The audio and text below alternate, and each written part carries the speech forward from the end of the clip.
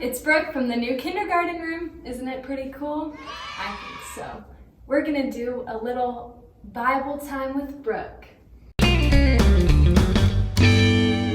We're gonna read Jonah, God's messenger. God had a job for Jonah, but Jonah didn't want it. Go to Nineveh, God said, and tell your worst enemies that I love them. No, said Jonah, those are bad people doing bad things. Exactly, said God. They have run far away from me, but I can't stop loving them. I will give them a new start. I will forgive them. Oh. No, said Jonah, they don't deserve it. I'll run away, Jonah said to himself, far away, so far away that God won't be able to find me. Then I won't have to do what God says. It's a good plan, he said, because as far as he knew, it was a good plan. I don't know about that, Jonah. But of course, it wasn't a good plan at all. It was a silly plan, because you can run away from God, but he will always come and find you. Jonah went ahead with his not very good plan. One ticket to not Nineveh, please. To not Nineveh, please. Not Nineveh, please, he said, and boarded a boat sailing in the very opposite direction of Nineveh. Wow. Well, it wasn't very long before a fierce wind blew, and the boat started to lurch and pitch and roll, and everyone started turning green. Green, gross. Jonah sat bolt upright in his bed.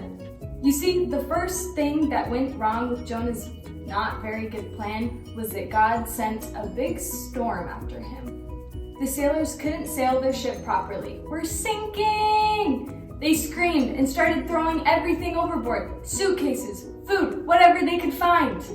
By now, Jonah knew that the storm was his fault. Throw me in instead, he shouted to the sailors, and the storm will stop. The sailors weren't sure. It's the only way you can be saved, Jonah cried. And so 1, 2, 3, splash! No sooner had Jonah hit the water that the waves grew calm, the wind died down, and the storm stopped. Just then, when Jonah thought it was all over, when he was sure he was going to drown, God sent a big fish to rescue him. The fish swallowed Jonah whole with one big gulp. Jonah must have thought he died. It was so dark in there, like a tomb, but then he smelled the rotting food and felt the slimy seaweed and knew he wasn't dead. He was in the belly of a fish. A fish? Sitting there in the darkness for 3 whole days, Jonah had plenty of time to think. Pretty soon he realized his plan was, well, a very silly plan indeed. He was sorry for running away. He prayed to God from inside the fish and asked God to forgive him. Have you ever prayed inside of a fish? I have not. After 3 days, the fish spat Jonah safely out onto a sandy beach. Just then, Jonah heard someone calling his name. Go to Nineveh, God said, and this time Jonah said, yes. He went straight to Nineveh and told everyone God's wonderful message. Even though you've run far from God, he can't stop loving you, Jonah told them. Run to him so he can forgive you. The people of Nineveh listened to Jonah and they started loving God. They learned to do what God said and to stop running away from him, just like Jonah.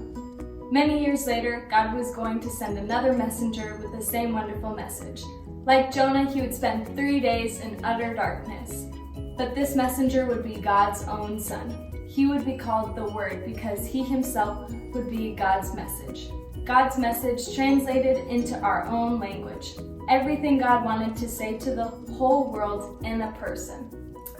Now, that was a pretty fun story. Please leave a comment saying what you learned or what stuck out to you.